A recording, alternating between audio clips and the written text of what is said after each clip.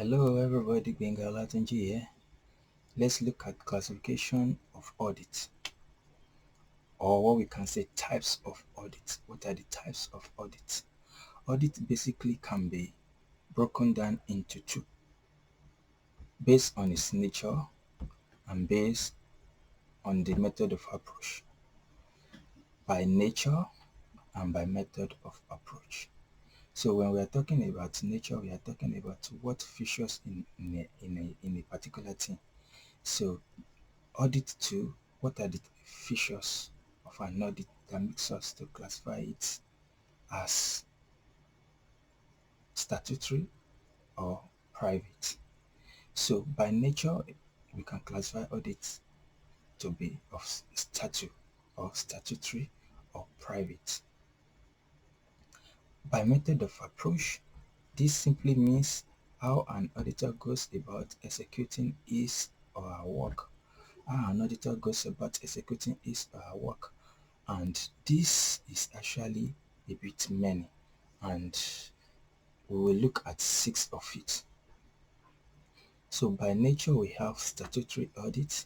In a statutory audit, this is an audit that is mandated by the law of the land, and majority of the time, the public interest organization, like in Nigeria, the PLCs are usually mandated to ensure that auditor financial statement is prepared for every financial year.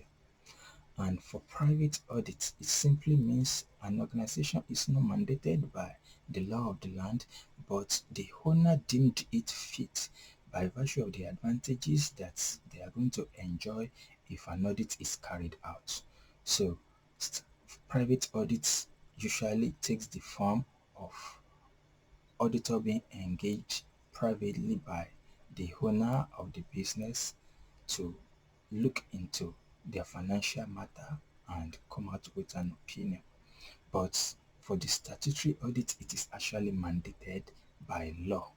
Let's go into the second classification of audit, which is by method of approach. When we are talking about the method of approach, we are talking about how the auditor or the audit firm goes about executing their assignments. And the first one is final audit. Final audit usually comes at the end of the year. It's not going to come before, it's not going to come between the year, it's going to come at the end of the year. Let me give an example. For 2019 financial year, the final audit will come up at the earliest January 2020, maybe February, maybe March. So that is a final audit. It comes at the end of the year, that is after everything for the operations of the year has been wrapped up. Another approach is interim audit.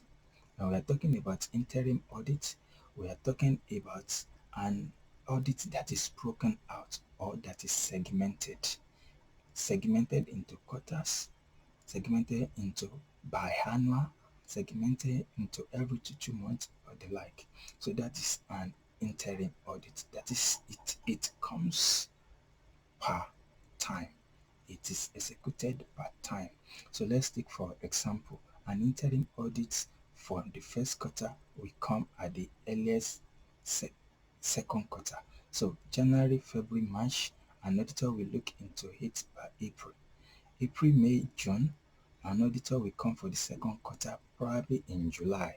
So when this happens, we know that this is an interim audit that is being carried out.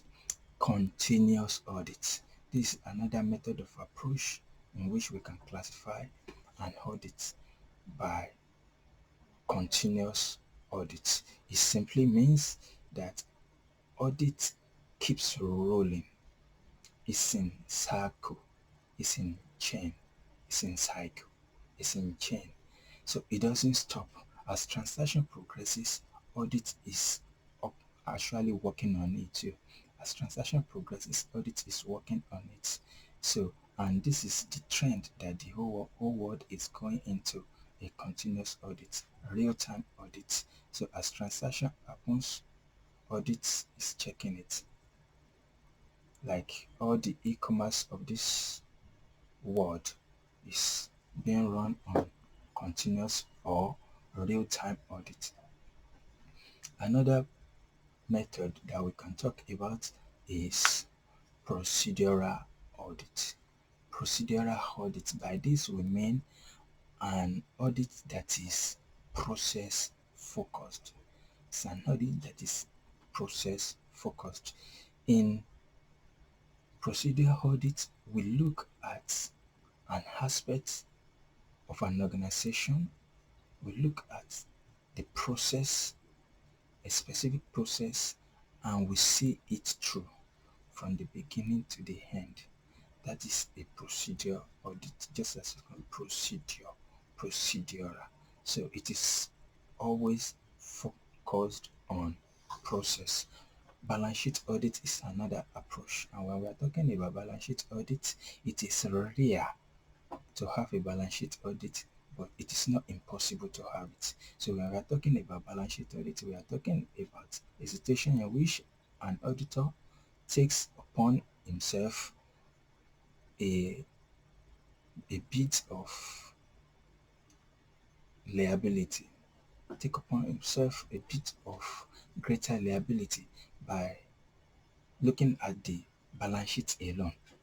So when we're talking about balance sheet audit, an auditor look into balance sheet alone and form his opinion.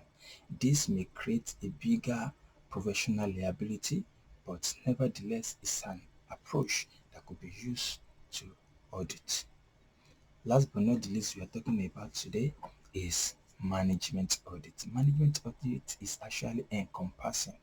When we are carrying out a management audit, we are carrying out more or less an audit of every aspect of an organization. Maybe finance, accounts, sales, marketing departments, HR, even to the board level. We are looking at every aspect of an organization, and this is what we call management audits. Hope this has helped somebody. I see you next time.